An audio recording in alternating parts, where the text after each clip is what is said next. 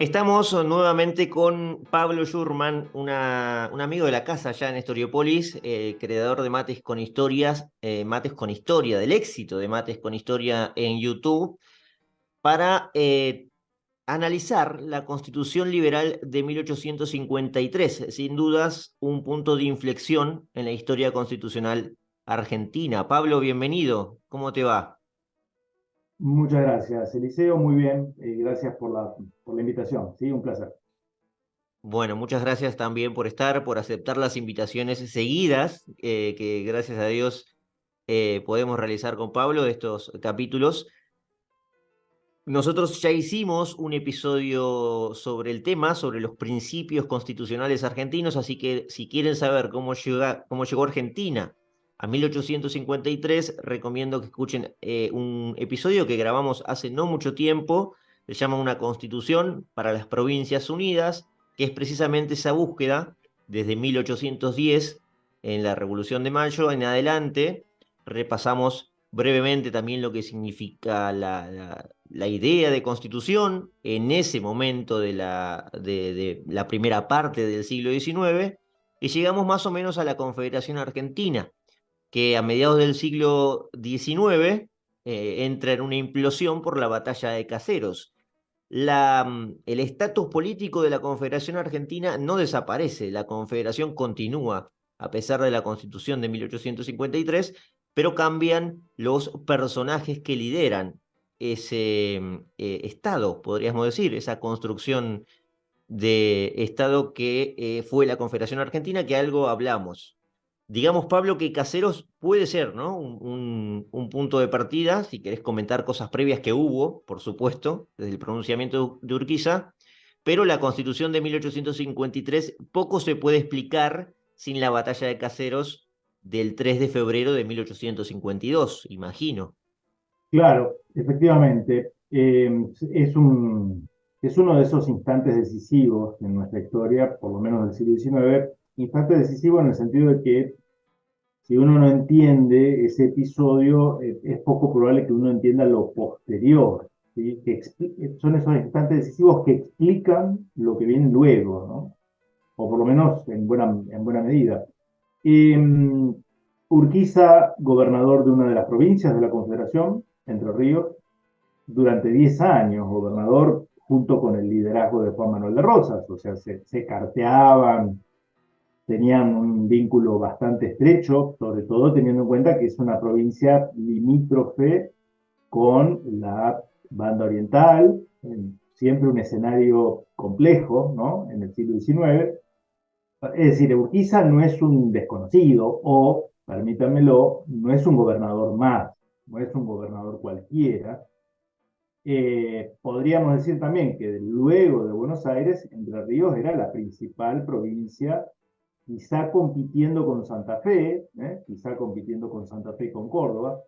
Y acá hay un detalle que de alguna manera marca también un poco esto que yo soy, digamos, crítico. Vos bien definiste, Eliseo, la Constitución de 1853, le agregaste lo de liberal, la Exacto. Constitución liberal. Es una Constitución liberal, ya vamos a ver por qué podemos afirmarlo, esto no es nada novedoso quizás, ¿no? Eh, la realidad es que habíamos visto en el capítulo anterior que Rosas no era reacio a una constitución por escrito. Él se lo dice en una carta, la famosa carta de la Hacienda de Figueroa dirigida a Facundo Quiroga, diciembre de 1864.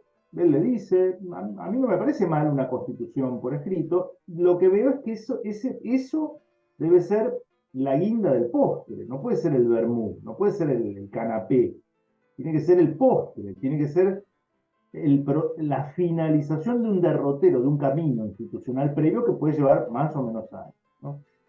Es cierto que quizá para 1850 Juan Manuel de Rosas ya insistiera demasiado en negarse a convocar un congreso al que todas las provincias mandaran sus representantes, y esto le produjera un cierto desgaste. Esto es cierto también, ¿no? Esto es cierto porque un argumento pudo haber sido válido, Eliseo, en 1834, 1840, pero ya en 1850, 1851, seguir postergando la sanción de una constitución, a lo mejor le jugó en contra, ¿no? Estoy especulando, ¿no? Estoy especulando, pero es posible, es posible. Y acá aparece en escena Urquiza. Claro, Urquiza tenía que levantar una bandera que fuera apetecible, que fuera convocante, ¿no? Porque se estaba rebelando nada menos que contra Juan Manuel de Rosas, que según la historiografía liberal, que vino después, era un tirano al que nadie quería, pero sabemos que esto no era así. Era un hombre de Estado, que ejercía un liderazgo, que no le había ido mal en los conflictos externos. O sea, la Argentina había pasado por guerras internacionales y habíamos terminado de buen modo esos conflictos con Inglaterra y con Francia, básicamente, ¿no? Con sendos tratados, ¿no? Que reconocían esas dos potencias nuestra soberanía interior sobre los ríos, de modo tal de que yo no diría que fuera como un Messi en cuanto a su popularidad, pero podía exhibir logros, ¿sí? Podía exhibir logros. Bien, entonces, quien se levanta contra semejante personaje tiene que, por lo menos, levantar banderas que sean convocantes, ¿no? Y por eso Urquiza opta por el famoso lema organización y constitución, ¿no? Es llamativo porque él durante 10 años, insisto, él fue 10 años gobernador de la provincia de Entre Ríos, nunca tuvo muchos pruritos constitucionalistas, esto hay que decirlo. O sea, le apareció súbitamente su interés por una constitución por escrito como si fuera la panacea en 1851. Antes no había demostrado demasiado interés. ¿Eh? Esto es objetivo, yo no quiero tampoco ensañarme con Urquiza, pero la realidad es que, insisto, fue 10 años gobernador de una provincia integrante de la Confederación Argentina, siempre fue federal, nunca ocultó su pertenencia al Partido Federal, le hizo la guerra a los unitarios, sobre todo reprimiendo los levantamientos en Corrientes, ¿no? Entonces, o sea, era un tipo del federalismo, gobernador y caudillo de una provincia importante, y durante 10 años el problema constitucional para Urquiza, por lo menos yo no tengo registrado que hubiera sido un tema. ¿Mm? Pero él levanta esa bandera y con esa bandera logra el triunfo en Caseros y se instala en la misma residencia de Juan Manuel de Rosas. Él se instala varios meses en San Benito de Palermo, donde ahora está el Parque 3 de Febrero, en la ciudad de Buenos Aires, ¿no? Donde estaba la famosa casona Claro. de estilo colonial, que luego fue, bueno, dinamitada, ¿no? Años después. Estamos claros que Donde ahora Palermo, está- perdón, esto es Palermo que estás comentando, Pablo, no es el Palermo nada que ver con lo de hoy. Palermo Campo era en ese momento, ¿no? No sé si, Claro, ¿no? Podemos decir, Pablo, que no era nada que ver a lo que hoy vemos en Palermo. Palermo era una estancia, ¿no? Era un lugar de en estancias. realidad, claro, Rosas manda a construir su casa, digamos, su residencia, era una residencia importante, en lo que eran históricamente bañados, o sea, zonas medio anegadas, anegadizas, pantanosas, que lindaban con el río, claramente, ¿no? Una zona de pajonales. Y luego de esa obra hace una cierta obra de infraestructura, se canalizan algunos arroyos y va tomando un poquito la fisonomía de lo que podríamos llamar un parque, ¿no? Un parque público. La Avenida Santa Fe, era un camino de tierra rural que conducía a lo que era la ciudad de Buenos Aires, a unas 30, 40 cuadras, digamos, ¿no? Eh, y hoy Avenida Sarmiento, que conecta, yo, bueno, soy rosarino, pero uno conoce esa zona, ¿no? La Plaza Italia con el monumento a los españoles sobre la Avenida del Libertador, era conocida como la Avenida de las Palmeras, que era el ingreso desde ese camino rural, la Avenida Santa Fe, específicamente a la casona, al caserón de Rosas, que estaba construido donde ahora está el monumento a Sarmiento, o sea, en diagonal al monumento a Rosas, que fue inaugurado hace 25 años, ¿no? En fin, bueno, Urquiza se instala allí, hay toda una simbología en esto, ¿no? Porque es como que eh, sí, da a entender como que él es un caudillo federal que se ha sacado encima al dictador, etcétera, pero no piensa renunciar Urquiza a su pasado federal, ¿no? Y a ser también el intérprete y el conductor de una de las provincias. Bueno, sabemos que tiene su enfrentamiento a pocos meses con los viejos unitarios porteños, que claro, vuelven del exilio, y pretenden gobernar, digamos, como si nada hubiera pasado en los últimos 25 años. El choque es inevitable con Urquiza, ¿no?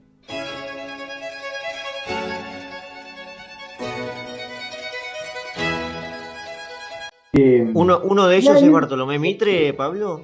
Uno de ellos es Bartolomé claro, Mitre. Bartolomé Mitre es joven todavía, no es conocido, pero empieza a destacarse porque tiene un estilo distinto, más jovial, podríamos llamar, más convocante para los jóvenes porteños, que el estilo muy acartonado que tenían los viejos unitarios, por ejemplo, Valentín Alsina, en fin, que eran ya vistos como prohombres, pero ya entrados en una ancianidad, ¿no?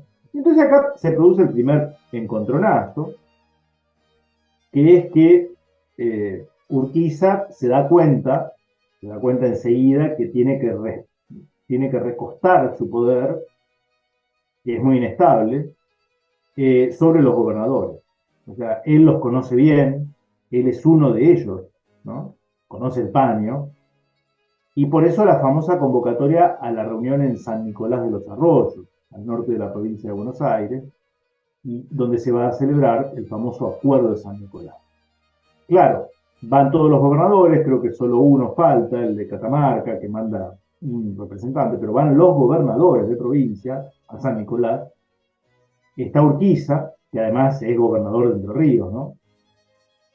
Y por Buenos Aires va Vicente López Inclán, que había sido puesto a dedo por Urquiza. Urquiza lo nombra gobernador provisorio de Buenos Aires, ¿sí? Claro, claro, porque digamos Buenos Aires se queda sin gobernador en la derrota de Rosas. Rosas logra Claro, escapar en Caseros. Si no, no sé qué pensás vos, Pablo, pero como se dice acá, era boleta, probablemente. No sí, sé, seguramente, seguramente. claro. Pero lo cierto es que Rosas, Buenos Aires no tiene gobernador y ese es Vicente López y Planes es el gobernador a dedo de Urquiza, ¿no? Él va como Exactamente, representante de la provincia a San Nicolás en ese acuerdo de mayo de 1852, 3 meses inmediatamente después, 3 meses después de la derrota en Caseros. exactamente.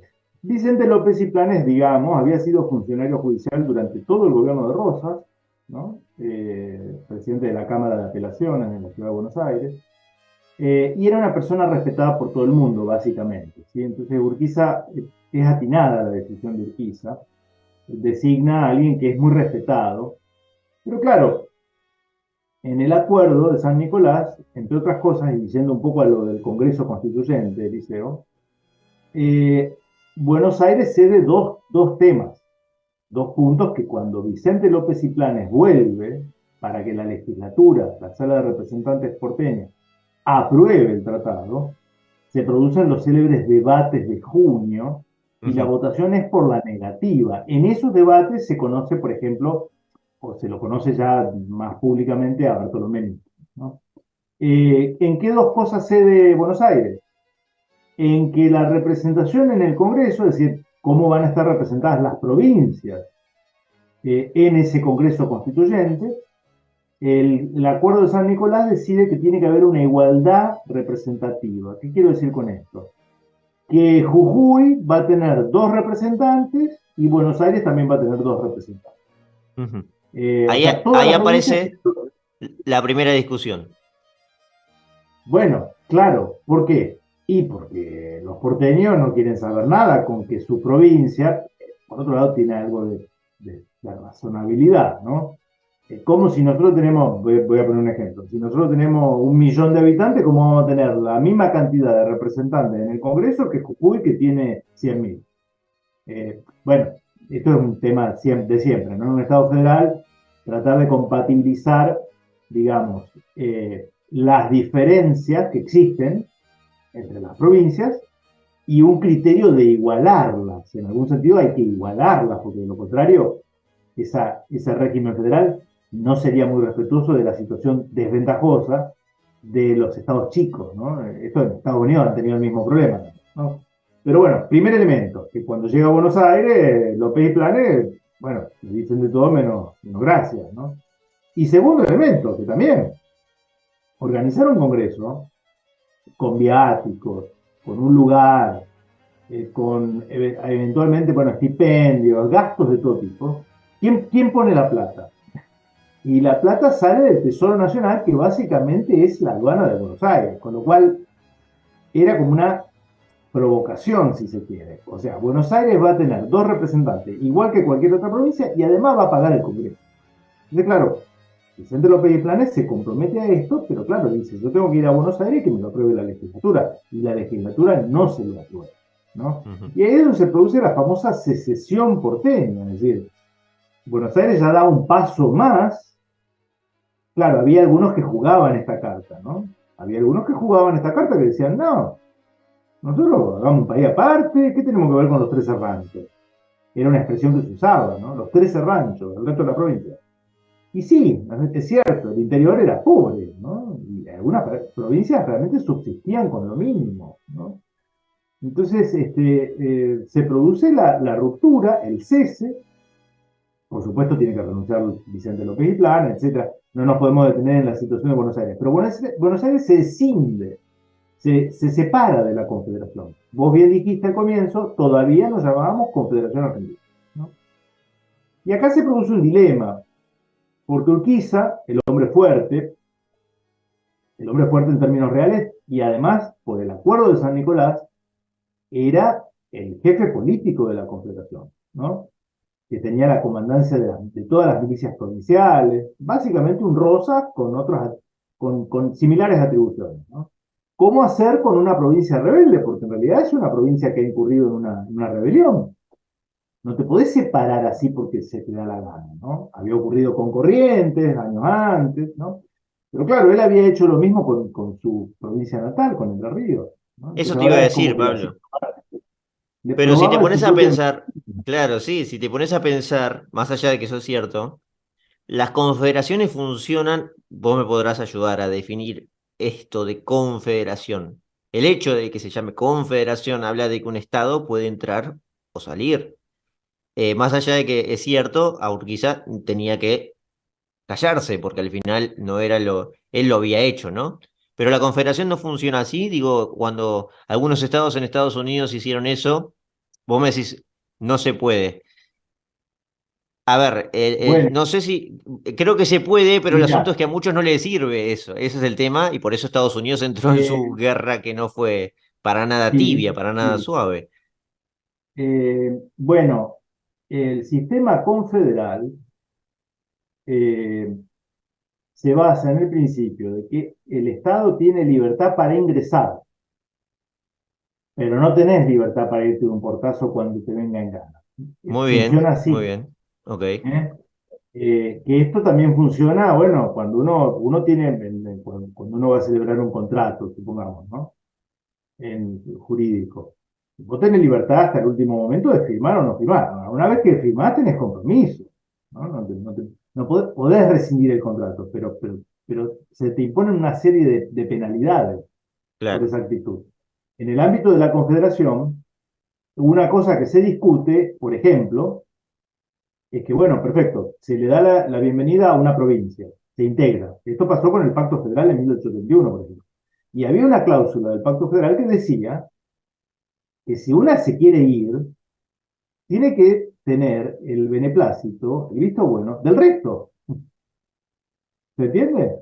Claro. No es una decisión, ah, bueno, yo entro y cuando no me gusta me voy. No es así, no funciona así. Bueno, en fin, pero al margen de esto, es cierto, quizás de alguna manera tenía un poco la cola sucia, permítanme, ¿no? Porque había hecho eso en 1851.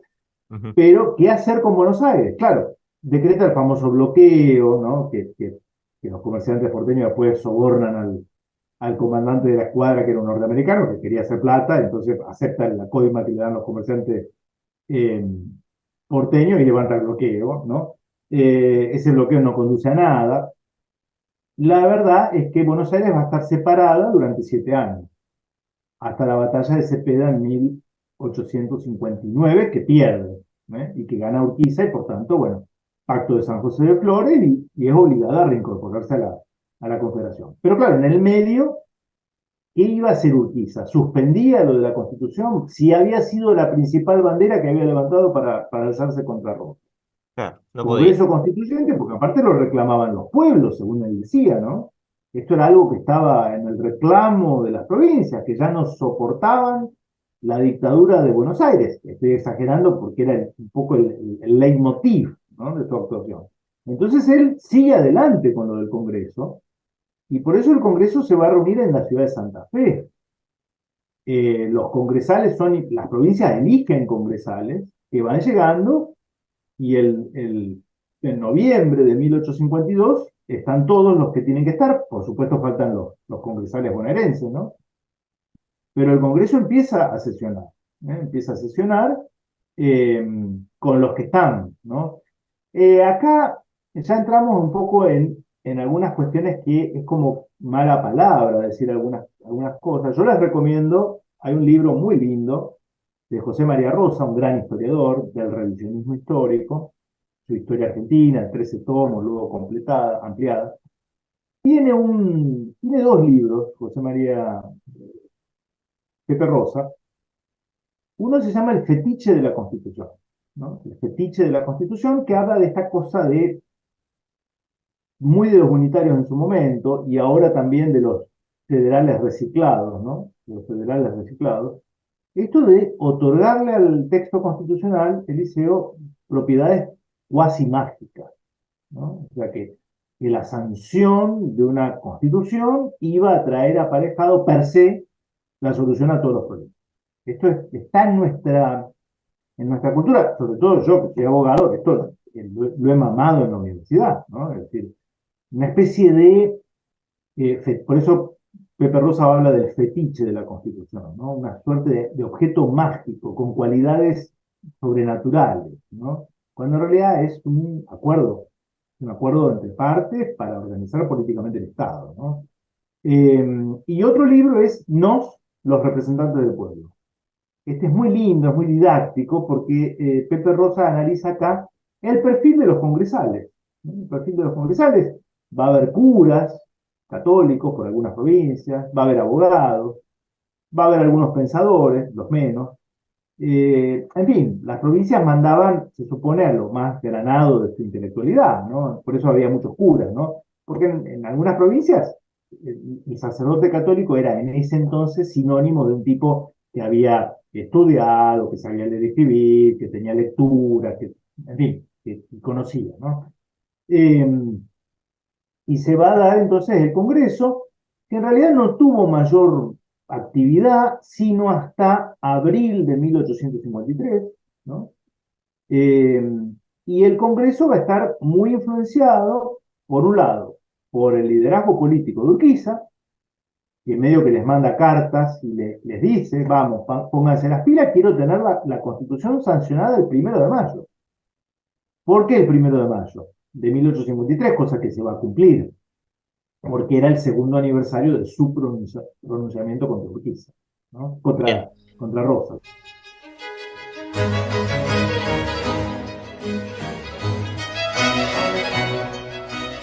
El Congreso Constituyente está reunido entonces, Pablo, en la ciudad de Santa Fe, correcto, en la provincia de Santa Fe, y a punto de, bueno, redactar. La Constitución ya estaba redactada, entiendo, o estaba ya en esa casi completa, elaborada por completo. Tengo entendido que fueron alrededor de 24 diputados, ¿no? De las 13 provincias, más o menos. Si cada una pone dos, estamos hablando de que tenía que haber 26 aproximadamente. Y está saliendo ya del horno. Cuando recién decías, Pablo, que Urquiza mete presión, es porque, digamos, ya había un texto, ¿no? Elaborado, sale el 1 de mayo la Constitución, como bien mencionaste recién. Claro, le tienen que meter pata, digamos, en términos coloquial, los congresales. Se ven muy influenciados por la obra de un pensador, me refiero a Juan Bautista Alberdi, su famosa Ujú. obra Base. Esto también José María Rosa lo analiza de modo crítico, porque hay que leer Bases, es un libro que exuda, que transpira liberalismo liberalismo del siglo XIX, me refiero, ¿no? Por donde lo quieran ver.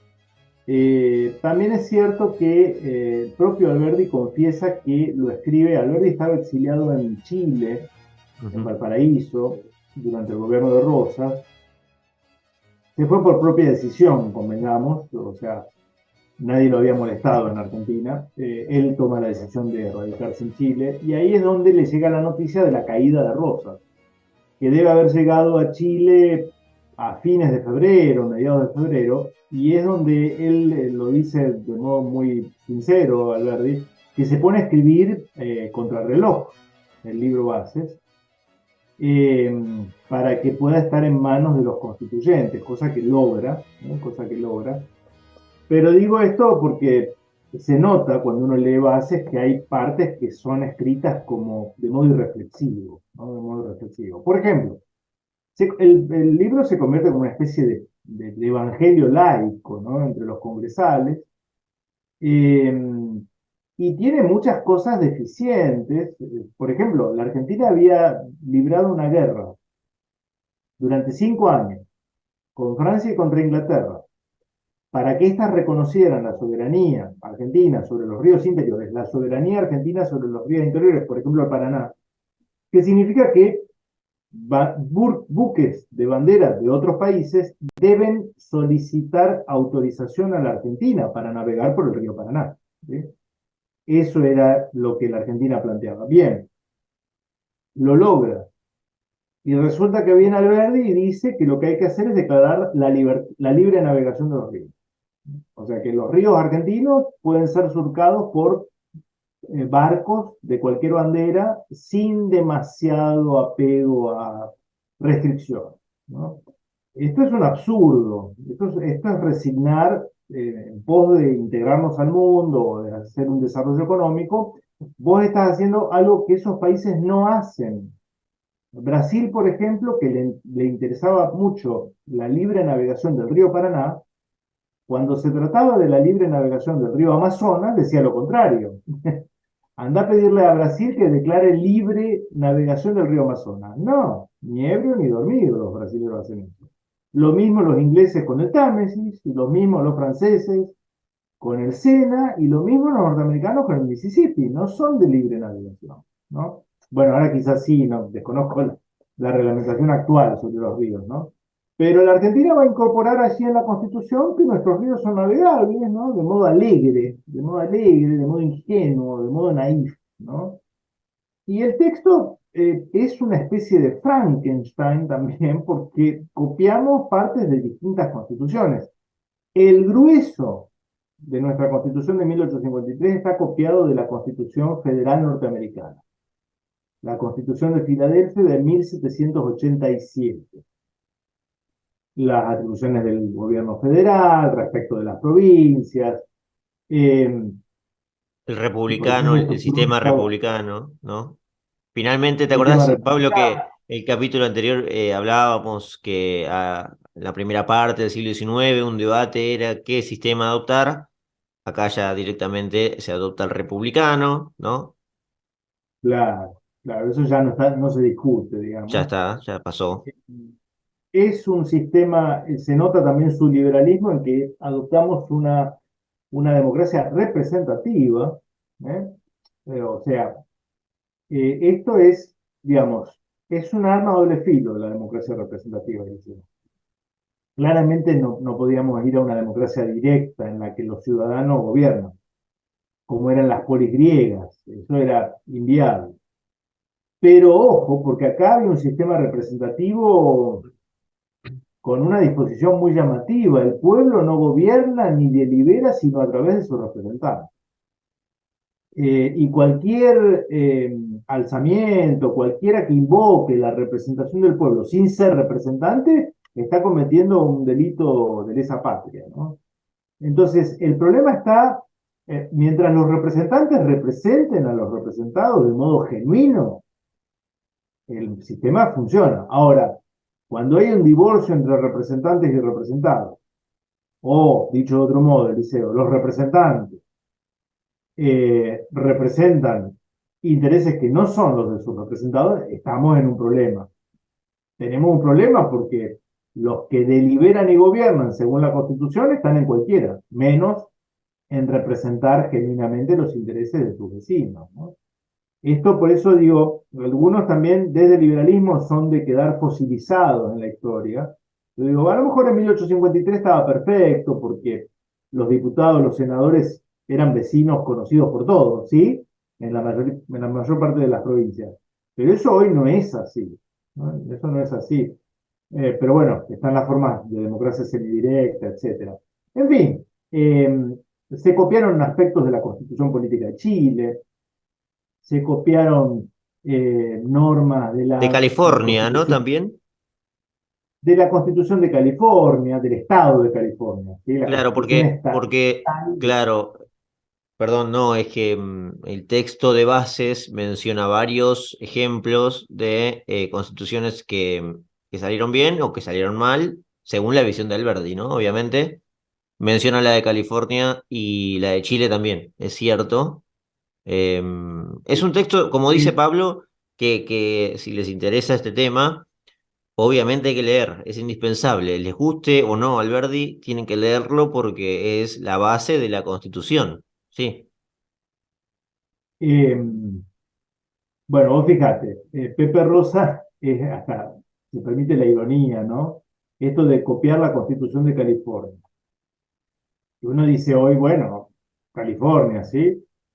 Claro, pero California en 1850 era básicamente el salvaje oeste.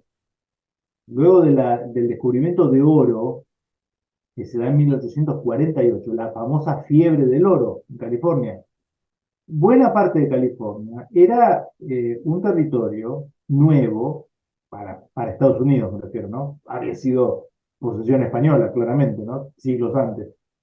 Donde lo que imperaba más que la ley escrita era la ley del Colt, del Winchester. Esa era la realidad de la California en 1850. Eso lo dice Pepe Rosa con bastante sentido lógico, ¿no? Che, si vamos a copiar, copiemos algo que esté probado que sea algo serio. Porque ¿cómo vamos a probar o a copiar la constitución de un Estado que es parte del salvaje oeste? A lo mejor dentro de 50 años es otra cosa, pero hoy, en 1850, California era eso, no era un ejemplo a copiar. ¿Se entiende? Pero esto es parte por eso uno termina reivindicando la mirada de Rosa, ¿no? La mirada de Rosa en el sentido, mira, antes que copiar cosas, hagamos un texto que sea expresión genuina de lo que somos nosotros y de lo que son nuestras necesidades, ¿sí? Porque eso de pensar que copio y pego, edito una constitución que es un menjunje, una mezcolanza de otras constituciones, y creer que para mí va a ser un instrumento válido, es un tanto infantil, un tanto ingenuo. Y la historia posterior le va a dar un poco la razón a esto, ¿no? Eh, y por supuesto se me echaron, porque ahí hubo un debate, eran todos antirrocistas, está claro, ¿no? Pero va a haber matices, va a estar el grupo más iluminista, más racionalista, más vinculado al viejo unitarismo, eh, Salvador María del Carril, en fin, José María, Juan María Gutiérrez, eh, más una mirada portuaria, cosmopolita, con, te diría, con no indiferencia, sino hasta con un desprecio, ¿no? Esto de Sarmiento, que va a venir con su presidencia, pero que él ya había escrito en 1845, el Facundo, ¿no? Partir de la base de que lo autóctono es lo bárbaro, lo salvaje, ¿no? Casi irredimible, ¿no? Y va a haber otros congresales, eh, Facundo de Subiría, Salteño, Benjamín Gorostiaga, eh, y otros, bueno, Francisco Seguí, de Santa Fe, que son liberales, ¿sí? Son liberales y están de acuerdo en copiar la Constitución norteamericana, etcétera, pero también tienen una representación de lo telúrico, de los pueblos que tenían 250 años, ¿no? Esto lo hemos analizado allá con la creación del virreinato. Hay una idiosincrasia rioplatense, van a decir ellos, que en algún sentido tiene que plasmarse en esta constitución, porque si no es una mera copia de una constitución que le sirve a otros, pero que no nos sirve a nosotros, o por lo menos no nos identifica, ¿no? Y de ahí, por ejemplo, está esta cuestión de que el gobierno federal sostiene el culto católico apostólico romano, eso no lo vas a ver en la Constitución norteamericana, obviamente, ¿no? Y de que se van a celebrar tratados, el gobierno federal tiene que celebrar tratados con las naciones indias, esto decía 1853 la Constitución, y deberá promover la conversión de los indios al catolicismo, o sea, otro elemento muy nuestro, ¿no? Muy nuestro, que hoy se puede ver, uy, los obligaban a convertirse. Bueno, en realidad el criterio era que era la garantía de su asimilación a la nación. ¿Por qué? Porque el elemento, el común denominador de los argentinos en ese momento, más allá de sus diferencias, era la misma religión, ¿no? Entonces, convertirlos al catolicismo no era una carga de obligarlos a persignarse y a recitar el Padre Nuestro, sino que era la garantía de que los tipos se incorporaban definitivamente a la organización nacional, ¿no?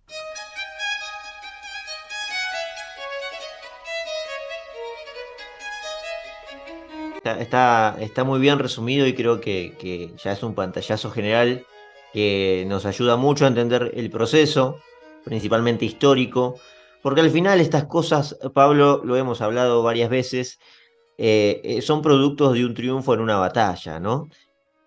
Al fin y al cabo, más allá de las ideas que por supuesto tienen su enorme relevancia, si Urquiza no ganaba Caseros, no hay constitución del estilo que finalmente imperó. O sea, Alberdi quizás no terminaba de reunir sus escritos a las apuradas y mandaba esa base, ese reglamento para hacer la constitución.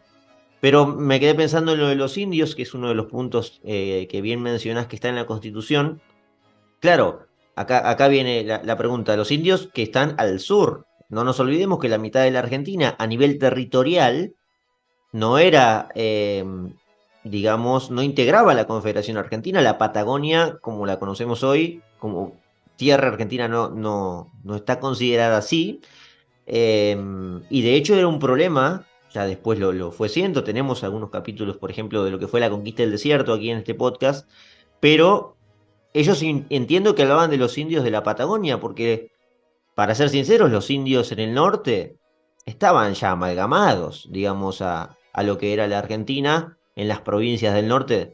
Si uno camina por las provincias del norte en el día de hoy, bueno, si escucha genocidio, es porque está ciego. Por si creen lo que es genocidio, yo que hace poco fui a Salta y a Jujuy, son provincias maravillosas, y si tengo en el oído acá alguien que me dice que los españoles hicieron un genocidio, bueno, recórranla y díganme si es así, porque la gente que está ahí no parece ser una aporteñizada afrancesada, ¿no? Gente humilde, que poco tiene que Claro. ver con los porteños. Pero bueno, yendo al punto, imagino que hablan de los indios de la Patagonia, ¿no?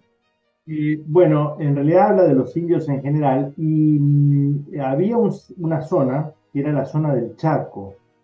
El Ajá. Chaco no la provincia hoy, sino la zona chaqueña, que llegaba incluso hasta el norte de Santa Fe, las actuales provincias de Chaco y Formosa, y partes de Santiago del Estero y el este de Salta, que estaban, ojo, allí había etnias, algunas, la mayor parte de ellas pacíficas, pero otras belicosas, digamos los Borogas, creo que eran algunas de esas etnias. Y cuando Roca va a hacer la campaña del desierto, siempre nos quedamos con la campaña sur, la de la Patagonia, como vos bien decís, pero después va a haber Ujú. una expedición a toda la zona, digamos, precisamente para formar los territorios nacionales. Fueron territorios nacionales Formosa y Chaco durante mucho tiempo. No tenían estatus de provincia porque, entre otras cosas, no tenían una mínima población para constituir una provincia, que es lo que demanda un Estado federal, ¿no? Además, nadie, perdón, Eh, nadie se quería meter ahí, ¿no? En el impenetrable, como que daba un eran, poquito de miedo. eran lugares inhóspitos, ciertamente. La fundación de las hoy capitales, vos fíjate, Resistencia, Chaco, y Formosa, se dan recién a fines del siglo XIX, comienzos del siglo XX. O sea, uno ve fotos de esos lugares a comienzos del siglo XX y realmente eran prácticamente un destacamento del ejército, ¿no? Con un embarcadero. Entonces, sí, era muy duro, era muy duro.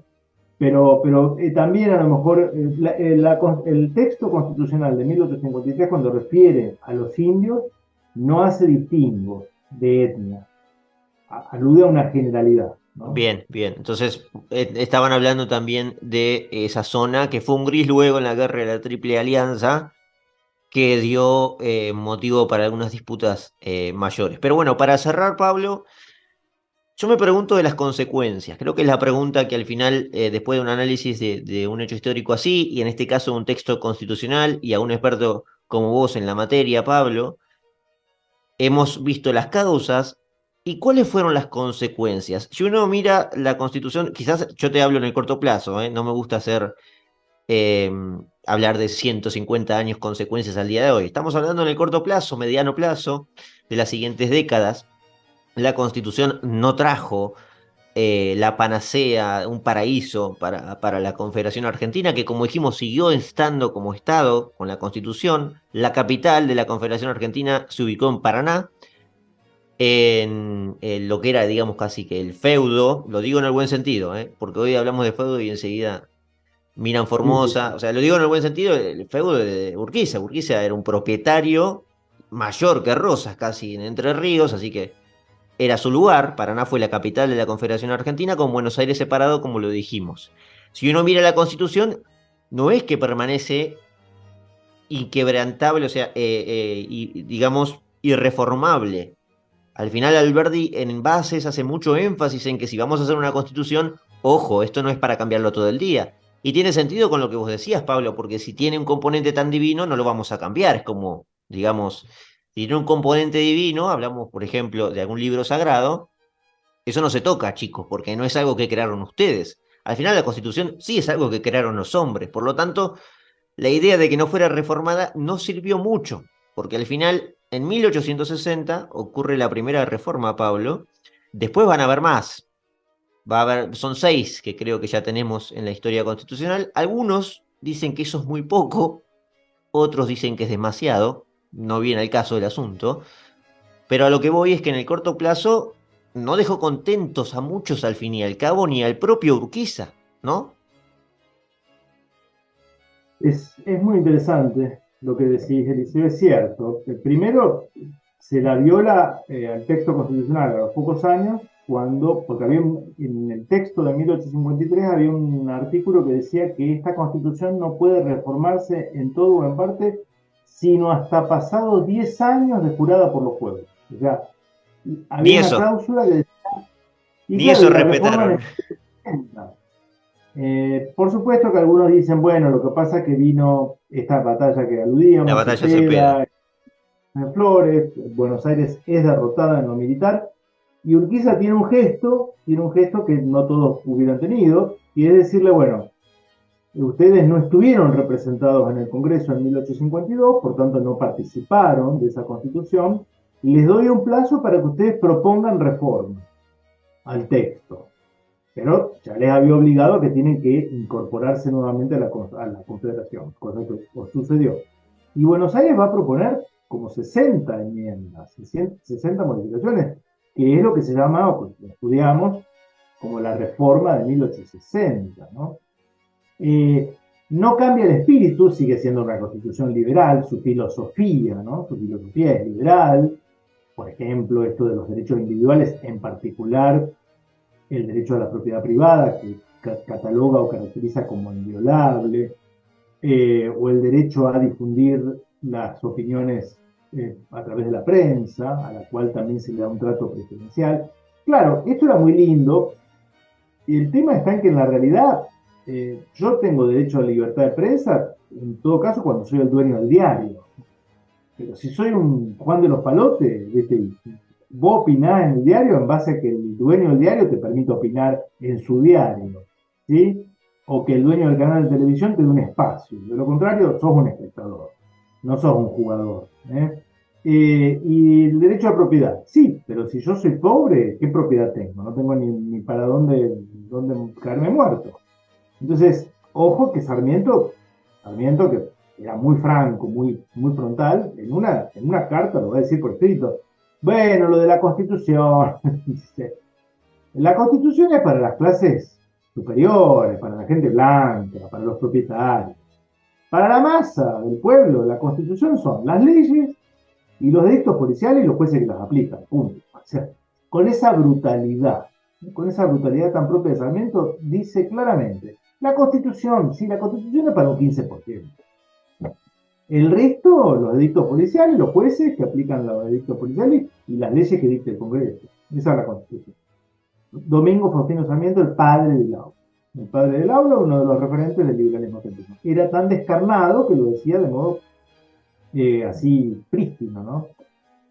¿Es condenable en bloque? No, es posible que si hubiera seguido Rosas, 15 años después se sancionara una constitución con elementos del liberalismo político y también del liberalismo económico. Era la tendencia de la época a nivel mundial.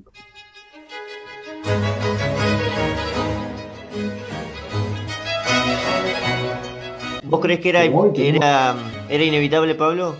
¿Crees que, ya que hablamos de las consecuencias, digo, al final era inevitable eso? Era... Sí, sí, yo Sí, creo que se hubiera dado. Yo creo que se hubiera dado.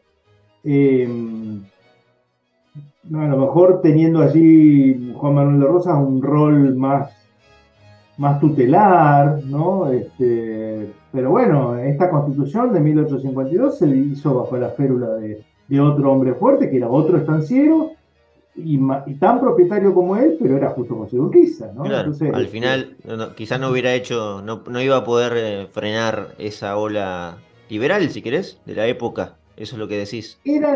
son las tendencias, ¿no? Son las tendencias en las cuales siempre una clase patriótica puede marcar algunos distingos, ¿me entendés? Por ejemplo, ¿qué es esto de poner la libre navegación de los ríos?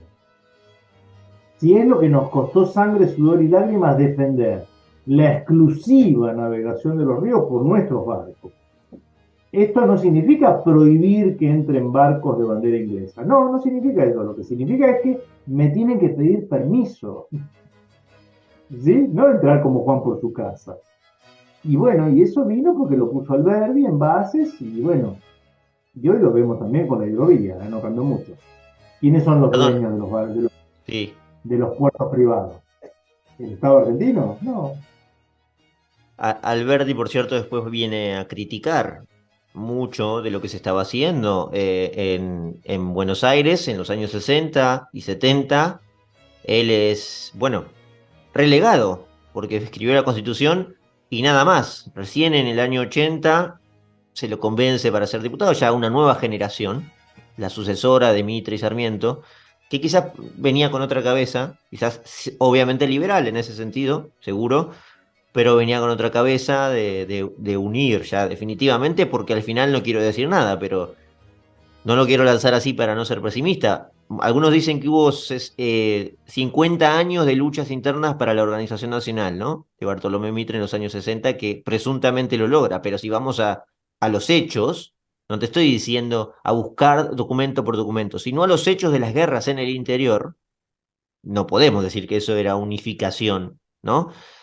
Quizás en el periodo de Roca, en los 80, ahí sí, donde incluso los caudillos hasta hacía algunos años habían sido asesinados por los presidentes anteriores a Roca, pero podemos hablar tranquilamente, Pablo, para cerrar de que fueron 70 años por lo menos de desunión entre estas disputas. No fue fácil para el liberalismo político, como tampoco fue fácil en Europa, implementar todas sus reformas, constituciones, instituciones en la Argentina. No fue para nada fácil, les llevó mucho tiempo, 70 u 80 años tranquilamente. Exactamente. Fue así y sobre todo Mitre fue el que con la Constitución sancionada no va a tener empacho en mandar las divisiones a pacificar, comillas, las situaciones provinciales que se le resistían y ahí tenemos el asesinato del Chacho Peñalosa, por dar el ejemplo Entre más otros. emblemático, entre otros. Luego Sarmiento en 1870 reprimiendo las montoneras entrerrianas de López Jordán, Felipe Varela, en fin. Y lo que vos bien decís, en Europa pasaba más o menos lo mismo. Pasaba más o menos lo mismo. Y se hizo a Hubo sangre y mucho. hierro, ¿eh? Digo, esas unificaciones liberales políticas, Cuando vemos, por ejemplo, la unificación alemana es muy conocida. Bueno, no digo acá, pero en Europa es muy estudiada. La unificación en Italia, ¿no? Salvajes. O sea, esto no se hacía dialogando como el liberalismo político pregonaba. Se hacía a sangre y hierro, como Otto von Bismarck. Otto von Bismarck dijo en su discurso en Alemania. Bueno, acá también. Acá también. Y como eso se conecta a lo que decías, ¿no? O sea, es difícil escapar a la ola. Pero no les fue fácil, por lo menos, Pablo. No, y después esto se va a entroncar ya a fines del siglo XIX y comienzos del siglo XX con otros movimientos que plantean serias diferencias con ese liberalismo que va a ser el radicalismo irigoyenista, eh, que, que cuando se le garantice el acceso a las urnas va a poner a Hipólito Yrigoyen en la presidencia de la República, ¿no?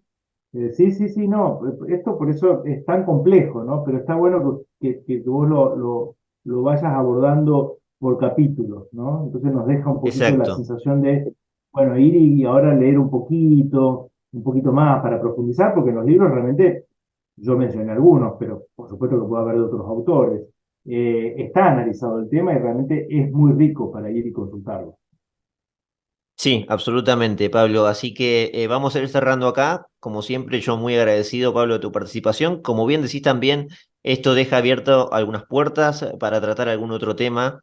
Ya podemos ir avanzando en el tiempo y esa generación del 80 que hace poco vi que hiciste un capítulo que lo tengo que escuchar, lo tengo ahí pendiente, sobre Julio Argentino Roca, así que de Mates con Historia. Así que lo voy a escuchar, por supuesto, como siempre. Y bueno, otros temas que tienen que ver con Mitre y ese tipo de cosas que poco se conocen, ¿no? De las masacres que Mitre denunciaba a Rosas, al final en el interior Mitre las terminó haciendo, ¿no? Y otro tema que nos quedó pendiente, pero como vos decís, si no se hace muy largo esto, es cómo se fue tratando a la religión al fin y al cabo, que sí, hubo un ala, sí, una línea dentro de esos liberales que todavía defendían cierta religiosidad, que no eran irreligiosos y que intentaban poner en la Constitución, que es lo que se plasmó en los primeros artículos, lo que representa sí al pueblo, que era el catolicismo, y lo sigue siendo. Pero hubo ciertas reformas que se fueron dando de a poquito y que a fines del siglo XIX ya se terminaron de concretar en contra ya de los principios, por lo menos del poder o de la autoridad eclesiástica. Al fin y al cabo, a la gente sí que seguía yendo a misa a fines del siglo XIX. Mis abuelos iban a misa, mis bisabuelos iban a misa, estoy seguro. Hoy ya no, pero digo, hay una pata ahí del tema religión, del catolicismo, con las constituciones y sus reformas que también es interesante abordar. Pero bueno, lo vamos a hacer quizás en otro momento. Pablo, sé que también conoces mucho de ese asunto. Pablo, gracias. Con todo gusto, Eliseo, con todo gusto. Cuando vos dispongas, un saludo a todos los que nos escuchan y muchas gracias a vos por la invitación. Un abrazo.